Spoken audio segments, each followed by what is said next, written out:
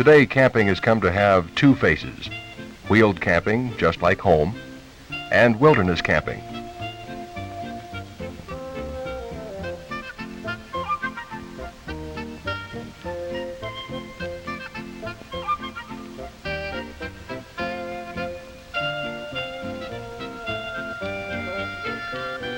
Wilderness is country that has been unspoiled by man. Only here can he escape the chaos of his own creations and find solace in the quiet beauty of nature.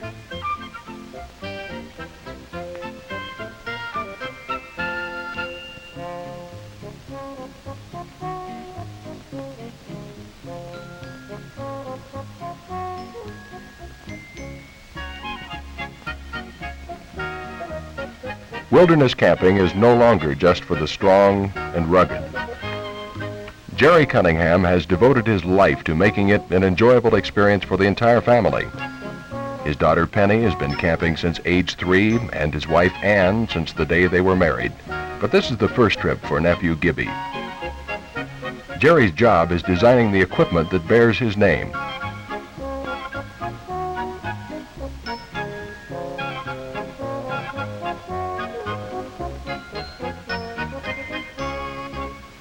Wilderness camping has two advantages over wheeled camping as a family recreation.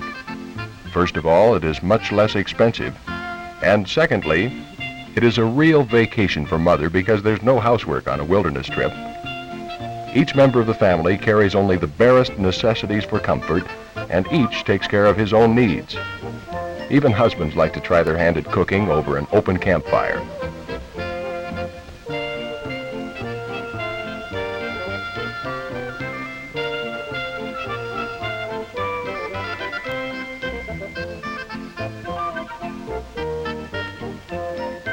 The dishes are few, just a plate and a mug apiece, so the kids do them in a matter of minutes.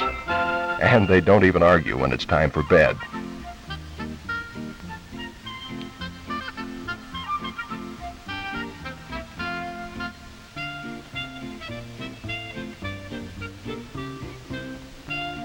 On a wilderness trip, there's more to do than just hiking or setting up tents. Like fishing,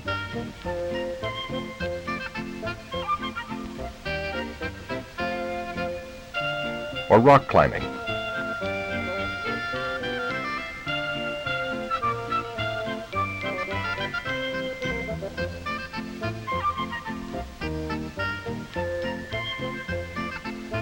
Even the girls will climb for a suitable reward. The high snowfields offer skiing without skis, or maybe you're a nature lover.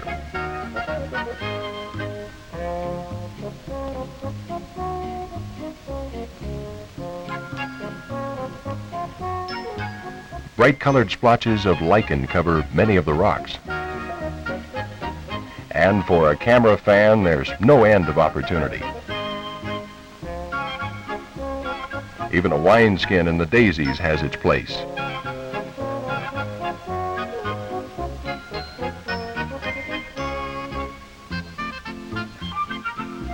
The scenes in this movie were taken in Colorado, but there are many trail systems in the United States where backpacking can be enjoyed. The Appalachian Trail runs from Maine to Georgia, right through the most populated states in the East.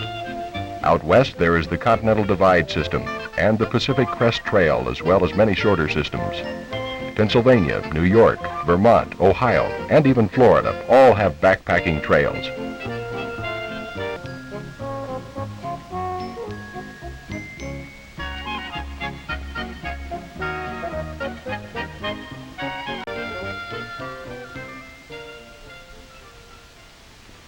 Gerry and his family do most of their camping in Colorado because their home is in the mountains just south of Rocky Mountain National Park. They toss their loaded packs in the camper and take off for a base camp at Brainerd Lake Campground.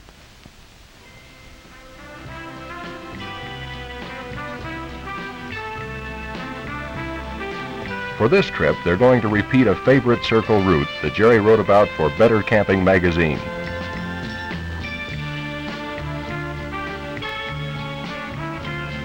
They leave the wheels behind and strike out into the wilderness on foot.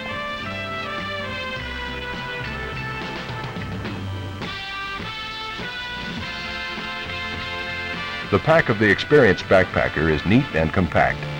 Nothing tied on or dangling from the outside to catch on branches and joggle while you walk. A pack with gear tied all over the outside is the sign of a novice.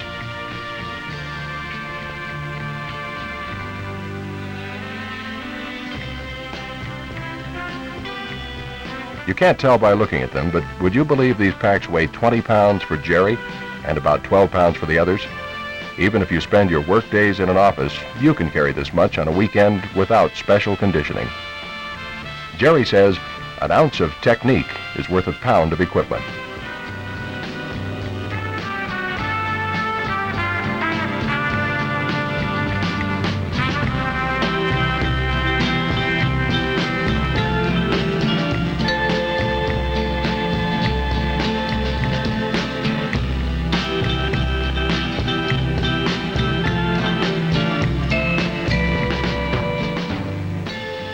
The trail leads up over Pawnee Pass on the Continental Divide to Lone Eagle Peak and Crater Lake on the western side. This is an especially good year for flowers, and the alpine meadows are like walking through a garden.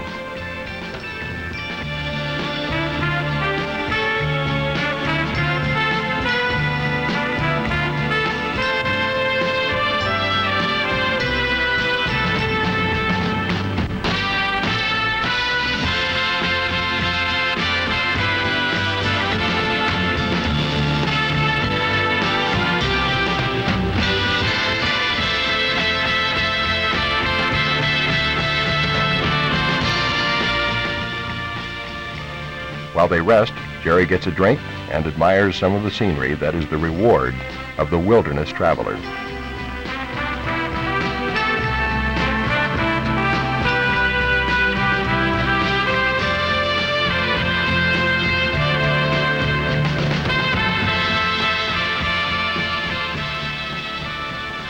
Shoes should be comfortable. Gerry is wearing soft leather, lug-soled trail shoes, but Gibby gets along just fine in sneakers. And it's a good thing, too, because they dry fast. Special shoes or clothing are not needed for the beginner. Nor is special food needed. Any supermarket can supply plenty of freeze-dried foods for a weekend trip.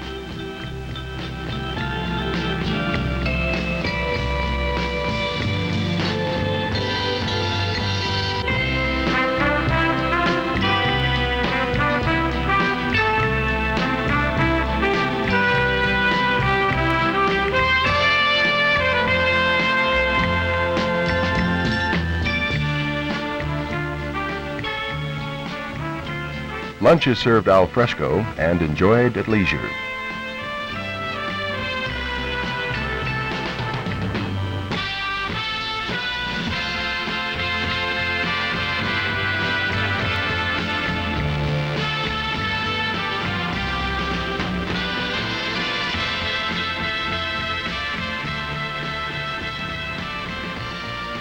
Our party soon reaches the foot of Lone Eagle Peak, one of Colorado's most beautiful attractions. It is reserved for those who will leave the wheels behind and make their pilgrimage on foot.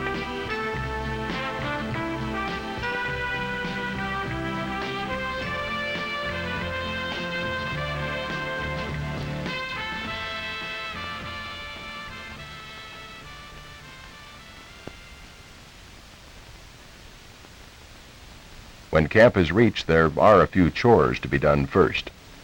The tents are put up so the sleeping bags can be fluffing up for the night. Firewood is gathered and water put on to heat. If dehydrated foods are used, they are put to soak now so they'll be ready by supper time.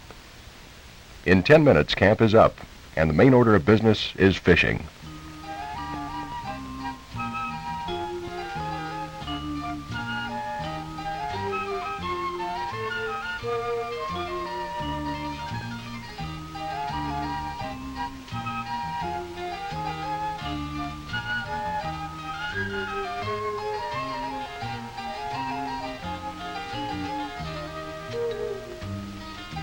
Everyone tries his hand at the stream, and the results are worth the effort.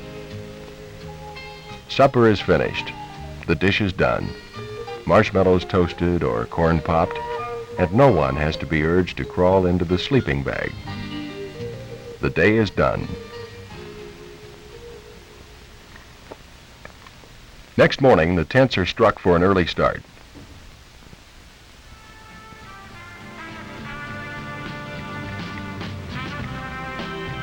Sleeping bags are packed by stuffing them down inside the rolled-up foam pad, which is placed in the pillow sack first. The whole package then goes in the bottom of the pack. This morning, they will go a few miles down Cascade Creek and then start the long climb up Buchanan Creek to Fox Park, their goal for the night.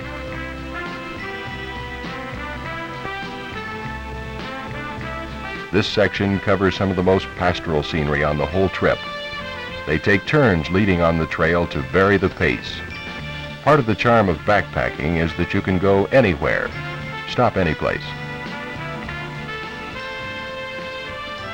Wilderness, as a part of man's environment, is very important. It is the only place where he can get away from his own creations and contemplate the original.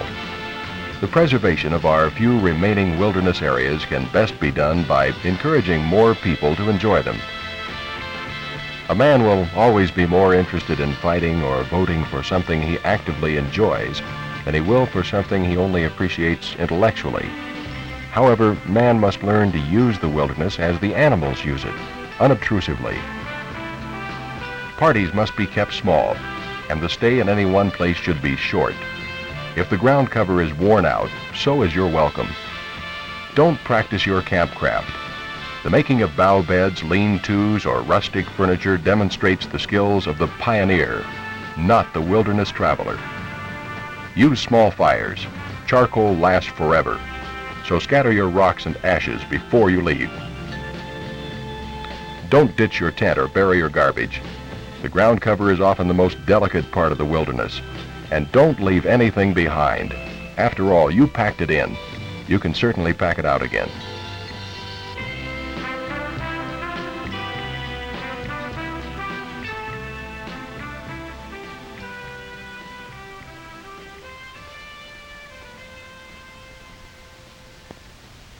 Tonight's camp is by the shore of a beautiful little lake. You'll notice one of the first things out of the pack is the foam pad. This is much better to sit on than an air mattress because it can't spring a leak. Even the camp chores are fun in a setting like this.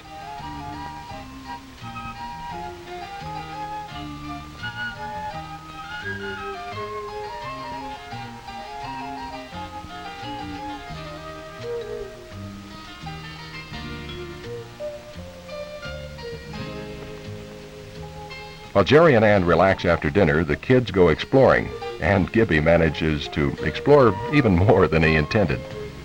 But no harm done. There's always a plastic bag with dry socks in each pack. Isn't this a pleasant way to spend a weekend?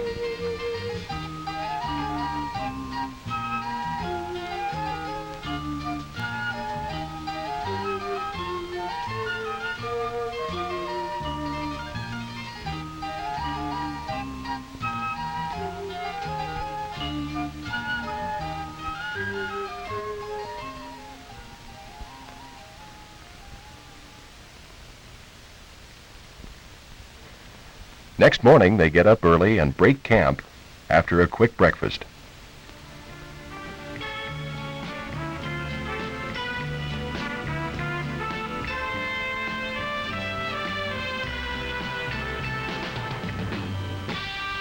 Then it's up and over Buchanan Pass and down the eastern side of the Great Divide. They quickly climb up into the early morning mist, where it is cool enough for a little extra clothing. A sweater and some kind of rain protection are carried in each pack.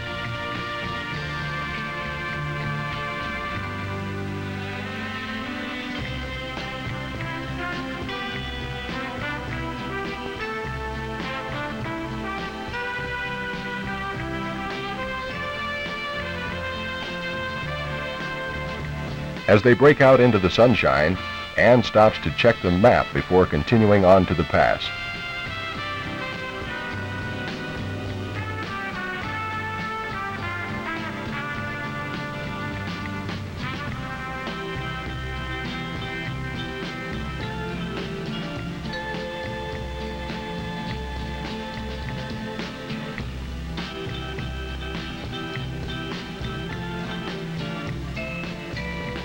Once over the top, a well-earned break is enjoyed, and Gerry admires the columbine, Colorado state flower.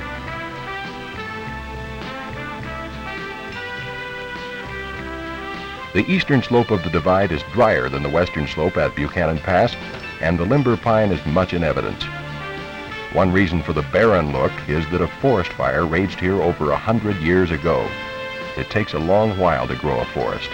They call this Ghost Valley.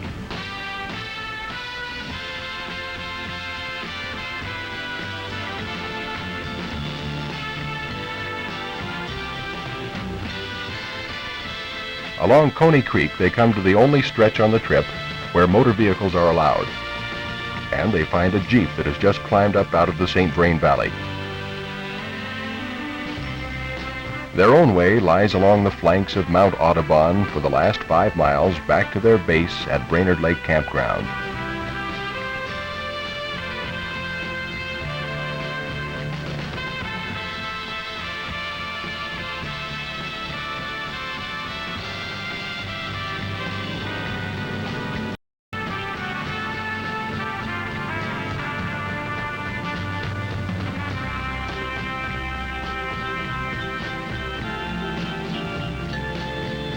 It has been a long and beautiful trip. The weather was kind. The kids had fun. Gibby will be telling his schoolmates about this for many months. Gerry and Ann had a respite from their daily routine. What more could you ask of a 3-day weekend?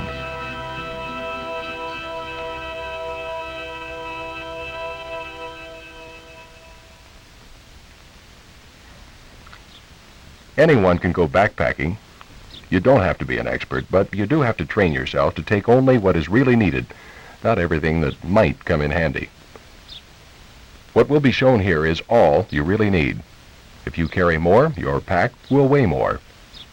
The most important requirement is a good night's rest.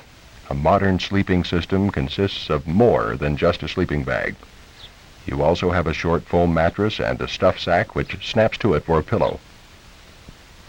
The outfit you see here will keep you warm when the temperatures drop below freezing and only weighs 5 pounds.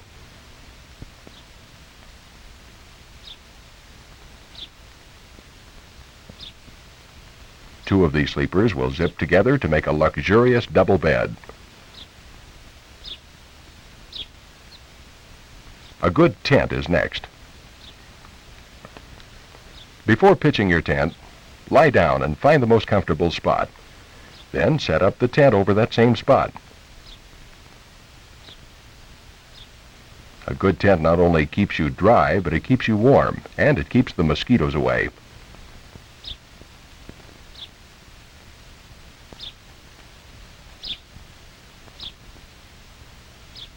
The best tents are made in 2 layers. The inner tent will breathe and doesn't condense moisture. The outer layer is plastic coated and keeps the rain off. Mosquito-netted ventilation at both ends and a waterproof floor complete the accommodations. This 2-man tent weighs only 3.5 pounds complete.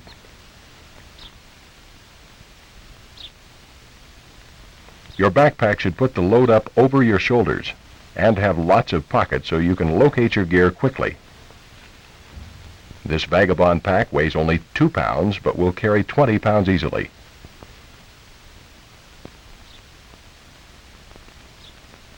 But a load of 55 pounds like this requires an aluminum frame with a wide load-bearing waist strap. Notice how Gerry hunches his shoulders and cinches up the waist strap. This takes the load off the shoulder straps.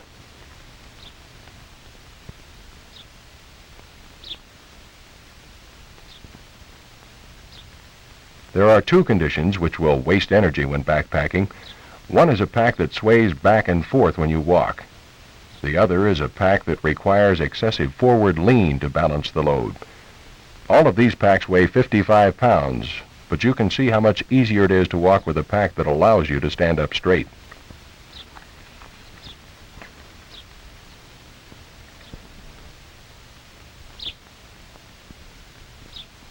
Of course, the weather isn't always sunny, even in Colorado, so you must carry a little extra clothing in your pack.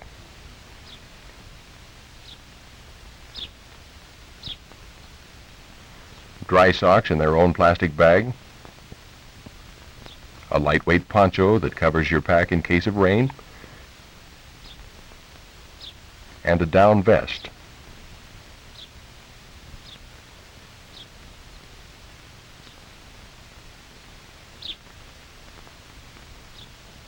Gerry carries 2 pounds of camera equipment. A wind parka for the cool evenings. The last few items in Gerry's pack are for emergency use by the whole family. A first aid kit, elastic bandage, a small flashlight, mosquito repellent and sun cream, and finally a length of nylon cord. This is all you carry if you want a light pack and a comfortable camp. No big flashlights, no axes, saws, canteens, cooking stoves, or other gadgets that just might come in handy. Remember, an ounce of technique is worth a pound of equipment. A modern wilderness traveling outfit weighs only 20 pounds for Dad and about 12 pounds for Mother and the kids. Good eating is part of enjoying the wilderness. These freeze-dried foods are being stripped down to their basic packages and put into individual meal bags. You save time and trouble at the fireside by doing most of your planning and measuring in the comfort of your own kitchen. Backpacking food should weigh less than 2 pounds per man per day. Eating equipment is simplicity itself. Each camper carries his own plate, mug, and spoon, and 1 community cooking pot. The cook, in addition, carries the kitchen items like grill, pot lifter, matches, and a light Teflon pie tin, which is used as a frying pan. A safe place for your fire is made by spreading gravel, rocks, or dirt on the forest floor, then building a very small fireplace just large enough to support the stainless steel grill. A small, efficient cooking fire is easy to keep supplied with wood. Pots are left black on the outside so they absorb the heat better. But there is more to camping in the wilderness than building fires. A wilderness campsite should still look like wilderness after you leave it. Burn all your burnables like garbage and food packaging.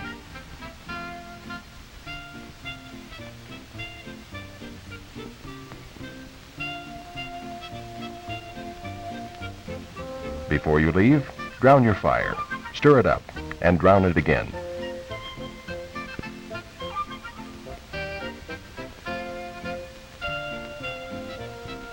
Collect the unburned aluminum foil and pack it out with you. After all, you packed it in. And as a parting gesture, scatter your charcoal and rocks.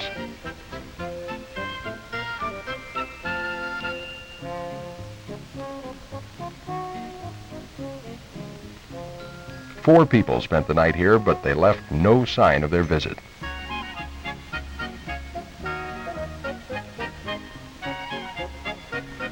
So when you find the cities hectic and the atmosphere unbearable, and escape only to find the campgrounds crowded too, just remember that there are acres and acres of land in these United States that have never suffered the blade of the bulldozer nor the rut of the tire. This is wilderness, and it can be enjoyed by everyone, but we must enjoy and preserve it for what it is. Once it is invaded by roads or destroyed by thoughtless campers, it is no longer wilderness.